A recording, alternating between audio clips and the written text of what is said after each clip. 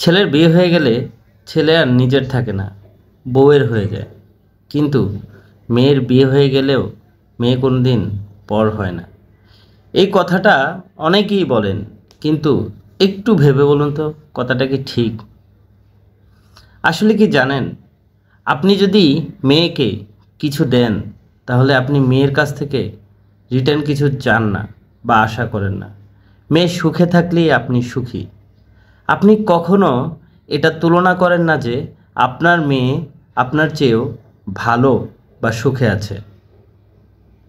আপনার মেয়ে যদি আপনার চেয়ে 10 গুণ সুখে থাকে, ভালো থাকে, আপনি সেটা দেখে 10 গুণ খুশি হন। আপনার মেয়ের জীবনে সমস্যা আসলে সেটাকে নিজের সমস্যা মনে করেন। মেয়ে সুখী না হলে আপনিও দুঃখী। সামর্থ্যের বাইরে গিয়েও মেয়েকে, জামাইকে সাহায্য করেন, বিপদে পাশে দাঁড়ান। অন্যদিকে ছেলের পিছনে যত খরচা করেন আর ভাবেন যে এটা একসময় ছেলে এর বিনিময়ে কিছু দিবে, অনেক সময় দাবিও করেন, মনেও করিয়ে দেন যে তোর পিছে এত খরচা করেছি। ছেলের বিয়ে দিয়ে ছেলেকে পর ভাবতে শুরু করেন। ছেলে বিয়ে করলে বাবা মা এদের ছেলের প্রতি এমন একটা মানসিকতা হয়, মনে মনে ভেবে নেয় যে বিয়ে করছিস, তোর সমস্যা তোর। ইভেন পারলেও সাহায্য করে না।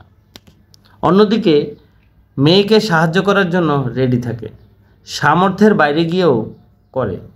ছেলের বউ কতটা সুখে আছে এটা নিজেদের সঙ্গে তুলনা করে। বিপদে নিজেকে একা করে, কিন্তু ছেলের বেশি সুখ হলে আবার তার ভাগ চান। আসলে মেয়ের কাছ থেকে কিছু আশা করেন না, ঠিক আছে, কোনো দায়িত্ব আরোপ করেন না। তাই মেয়ে যদি 5%ও কিছু দেয়, আপনি ভাবেন মেয়ে আপনাদের কথা অনেক ভাবে।